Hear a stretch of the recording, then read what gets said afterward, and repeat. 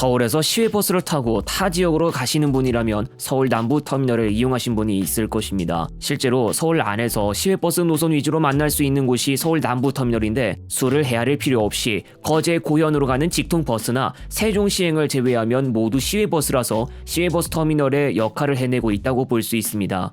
서울에서 출발하는 시외버스들의 거점지이지만 강남고속버스 터미널 일대나 동서울 종합터미널과는 사정이 다릅니다. 동서울 종합터미널은 콘크리트 건물, 강남고속버스 터미널 일대도 콘크리트 건물에 엔터식스나 백화점 등의 복합문화시설과도 연결되어 있습니다.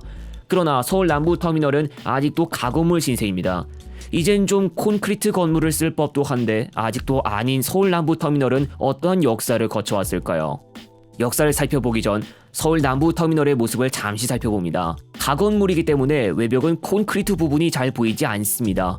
1층과 2층으로 구성된 터미널인데 1층 대합실로 들어가 보면 강남 고속버스 터미널 일대나 동서울 종합터미널과는 다르게 이용할 수 있는 대합실 면적이 작은 편입니다.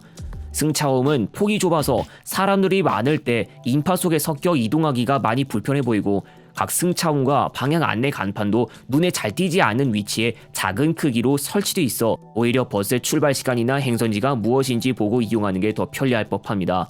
박차할 수 있는 면적의 수도 동서울이나 강남터미널 일대에 비하면 적은 편이기도 합니다. 지하철 3호선 남부터미널역과 바로 연결되지만 따로 연결 통로가 마련된 것은 아니고 터미널 밖으로 나갔다가 3호선 남부터미널역 출입구로 들어가는 식입니다. 서울 남부터미널 앞에서는 예술의 전당으로 가는 마을버스 서초 22번을 바로 이용할 수도 있어 예술의 전당으로 바로 방문하실 분이라면 이 남부터미널을 이용하는 것이 더 가깝습니다.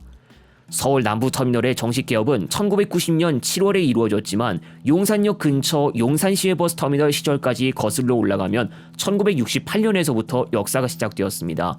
이름에서 볼 수 있듯이 처음부터 시외버스를 위한 버스터미널로 시작했고 1990년 용산역 근처에서 지금의 서초구로 자리를 옮기면서 33년째 이어지고 있습니다.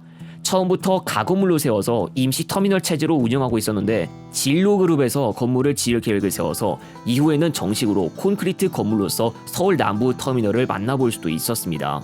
그러니까 이 가건물은 짧게만 사용할 것을 염두에 두었을 것이란 이야기죠.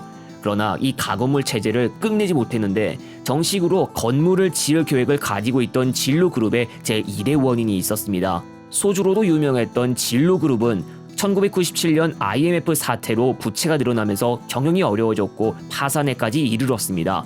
진로그룹 내 진로종합유통의 남부터미널 사업본부도 어김없이 이 영향을 맞으면서 2000년대 당시 양재동 트럭터미널과 함께 부지가 타 회사로 넘어가면서 진로의 손에서 벗어나 버렸고 다른 터미널과 동일한 수준의 준수한 콘크리트 건물 터미널 형태의 완성이 이루어지지 못했습니다. 임시로만 사용할 목적으로 면적을 작게 했던 서울 남부터미널이 지금도 그런 환경을 보이는 것은 1990년대 진로그룹의 IMF 사태로 인한 파산이 제1의 원인이었습니다. 진로의 손에서 떠난 이후에는 대한전선이 부지를 소유하고 경한레저 산업에 임대했다가 임대차 계약 갱신을 둘러싸고 대한전선과의 소송전이 발생, 2015년 5월 경한레저 산업이 패소했습니다. 몇 개월 후 서울루첸이 서울 남부터미널 부지를 인수하며 지금까지 이어지고 있습니다. 서울 남부터미널의 환경은 크게 양호해지지 않아 2017년에는 성명 검출 이슈가 있었는데 당시 서초구 관계자는 공공시설물이 아니기 때문에 의무관리 대상에 들어가지 않았다고 말했습니다. 규정상 건축물 성면조사는 2000제곱미터 이상부터 대상에 들어가지만 서울 남부터미널은 그것보다 50제곱미터가 모자라 의무관리에서 제외된 것입니다. 이 성명 문제로 인해 승무사원 휴게소 및 숙소로 사용하던 2층은 비워두었지만 관리가 제대로 되지 않았으나 이 2층을 상가로 유치한다는 소식까지 발표된 바 있죠. 이용객뿐만 아니라 승무사원을 위한 터미널 환경까지 더 안 좋아진 것이고 대한민국 수도에 있는 시외버스 거점 터미널이 종합적으로 최악의 환경에 노출된 채 운영되고 있었던 것입니다.